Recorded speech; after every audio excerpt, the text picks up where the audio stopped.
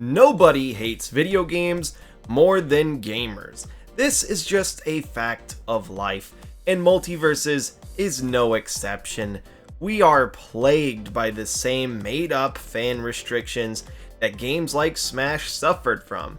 This character can't get in. They're the background of a stage. This character can't get in. They're already an item in the game. This character can't get in. They're not owned by Warner Brothers. Today, I really want to talk about that last point at length. Are third parties actually impossible additions to the roster? Well, to cut right to the chase, no, they're not. The developers have said multiple times that they're pursuing the addition of third parties in MultiVersus. Surely that should settle this, right? Oh, I wish it was that easy. You have no idea how many people constantly tell other community members that their dream third-party character is never going to get into the game. It's honestly a little pathetic. Every time I see someone mention a character not owned by Warner Brothers, there's some dork in the replies trying to rain on their parade. My honest opinion is that it's dumb to try and discredit any character someone wants. What's the point? If someone asks for Mario, or hell, Barack Obama, who cares? It doesn't hurt anybody, and the person asking usually knows how unlikely their character is. Character discussion is supposed to be fun. Stop trying to come to these conversations like you're an analyst who knows shit about fuck. You don't. None of us do. We're talking about a game where the head developer mentioned Walter White by name and said he would do anything in his power to make this character happen. If the community rallies behind a character, no matter how unlikely or weird, the devs are at least going to ask. That's what they've established, and that's the attitude they want us to have. Let's look at my most recent wish list, for example. Take a scan over this list and tell me which character you think was the worst received. Was it Conan O'Brien? Maybe it was Osmosis Jones. Hell, could it be Master Chief or Saitama? No, actually it was Aang. The reasoning: he's in Nickelodeon All-Star Brawl. He could never appear in another platform fighter because that game is a platform fighter, and that makes it competition. Even though the Avatar characters came to Brawlhalla after Nickelodeon All-Star Brawl, but you can't bring that up because, oh, that's different, he's just a skin in Brawlhalla. Sure, but it's still a quote-unquote competitor to Nickelodeon All-Star Brawl getting the Avatar IP into their game. This same game also got access to SpongeBob and the Ninja Turtles. Nickelodeon doesn't seem to care that much about competition, but this is still the point that everyone was driving home. Even though Nickelodeon has proven for years to be one of the companies most receptive to crossovers. None of that matters though, because the goalposts just keep shifting to try and keep themselves in the right. It's like talking to a wall when you engage with these people. All of this goalpost shifting and jumping through hoops just to try to make sense of their argument does the opposite of what they want. They don't seem like well-read, informed individuals. They don't come across as someone whose insights on this topic should hold any water. It's like that guy on the playground who's like, actually no, I'm invulnerable to sword attacks. My armor is super strong. Actually no, I have a shield that's laser proof.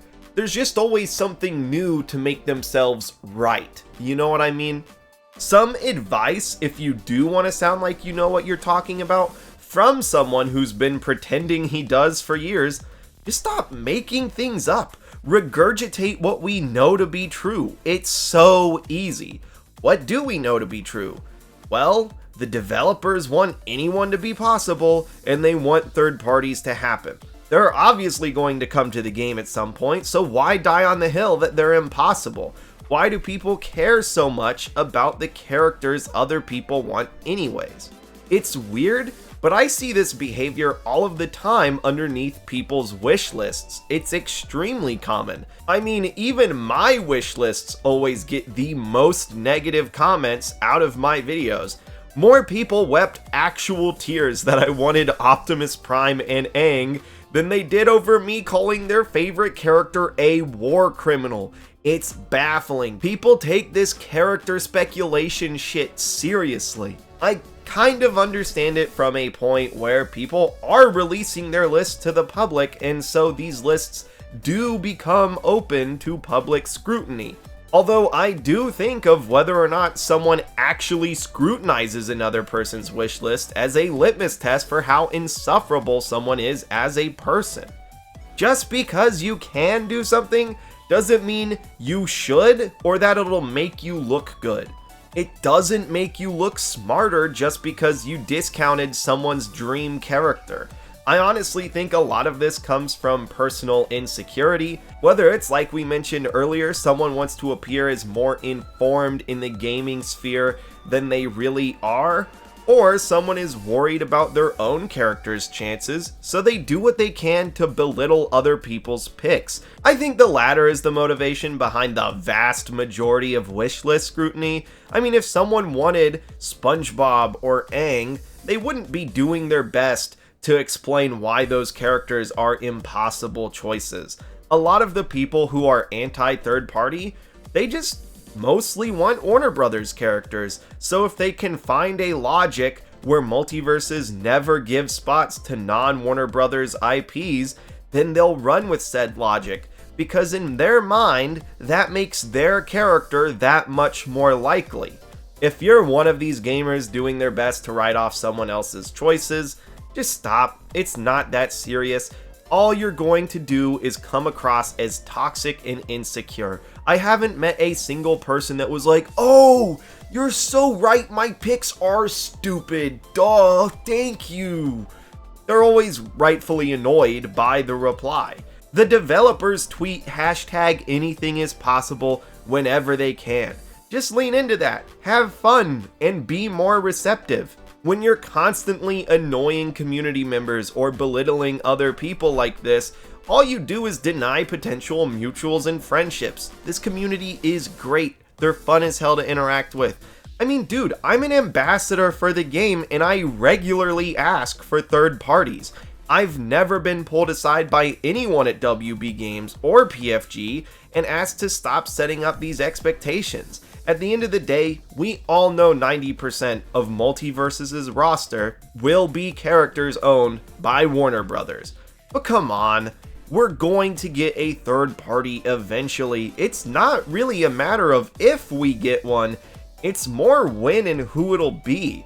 I'd really love to hear who you guys think our first third party rep will be in the comments down below. My genuine thought, it'll be someone from Nickelodeon or maybe a Transformers character. I could see a Sonic rep in the game too, actually. Sega, Nickelodeon, and Hasbro have always been chill about licensing and crossovers. Of course, Walter White unironically has a great chance, and I could see Invincible getting into the game as well. So yeah, who do you guys think we're getting first? With all that said, thank you guys for letting a man rant and ramble about nerd stuff and character speculation. I'll smell you guys later.